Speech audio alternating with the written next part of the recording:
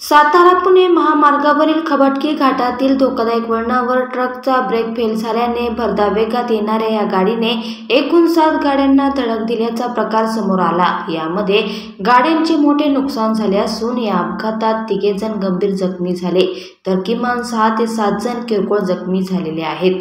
मात्र सुदैवाने जीवितहानी झाली नाही। ही घटना रविवारी दुपारी घडली। याबाबत घटनास्थळावरून मिळालेल्या माहितीनुसार रविवारी दुपारी बोगदा ओलांडल्यानंतर तीव्र उतारावर असणाऱ्या ट्रकचे ब्रेक फेल झाल्याचे चालकाच्या लक्षात आले। यावेळी चालकाने एकसारखे हॉर्न वाजवत गाडी कंट्रोल करायचा प्रयत्न केला, मात्र तीव्र उतारामुळे गाडीचा वेगही वाढल्याने 7 गाड्यांना उडवले। यामध्ये रिक्षासह 6 मोटर गाड्यांचा समावेश आहे। रिक्षासह सर्व गाड्यांचे मोठमोठे नुकसान झाले आहे, मात्र सुदैवाने यात जीवितहानी झालेली नाही। रमेश शामराव पाटील व राज रमेश पाटील बापलेक राहणार वाकुर्डे तालुका शिराळा जिल्हा सांगली व सजल गिरिराज शर्मा राहणार पुणे हे 3 जण या दुर्घटनेत जखमी झाले आहेत। त्यांच्यावर सध्या उपचार सुरू आहेत।